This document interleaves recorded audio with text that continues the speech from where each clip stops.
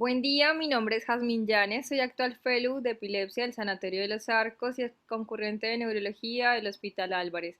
En el día de hoy les presentamos el trabajo que realizamos sobre sensibilidad del electroencefalograma según edad en adultos con epilepsia.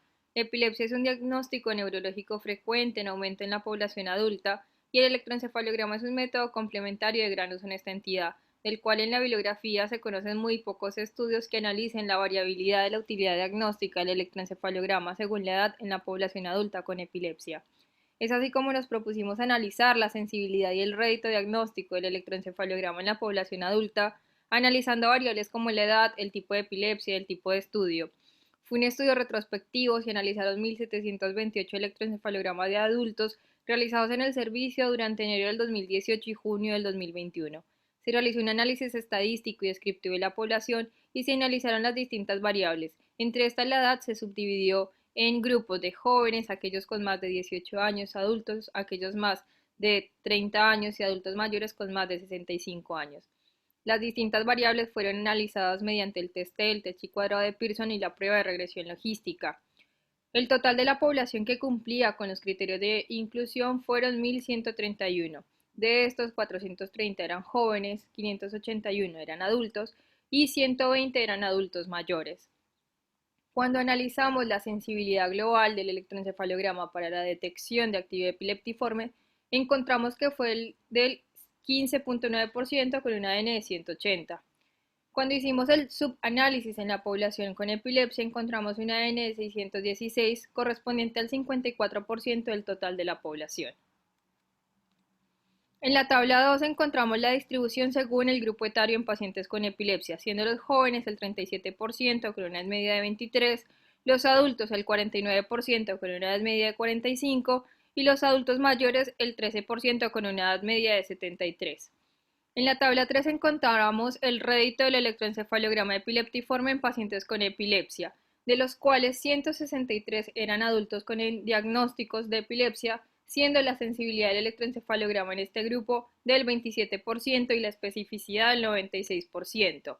En la tabla 4 encontramos la distribución según el tipo de epilepsia, siendo las epilepsias generalizadas el 33%, las indeterminadas el 4%, las focales el 64%, y entre estas las temporales el 51% y las extratemporales el 49%.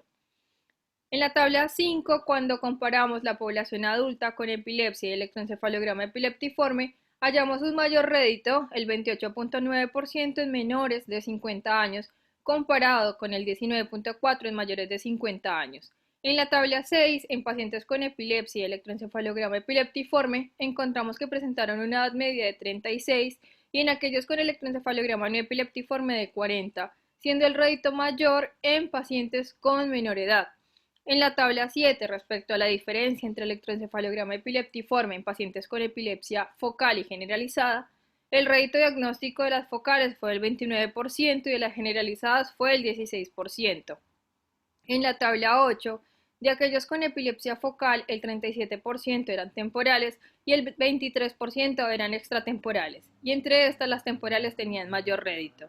En la tabla 9, en cuanto al tipo de electroencefalograma, encontramos que el electro simple presentó actividad epileptiforme en el 24% comparado con el electro prolongado con el 75% de actividad epileptiforme, siendo este último más sensible.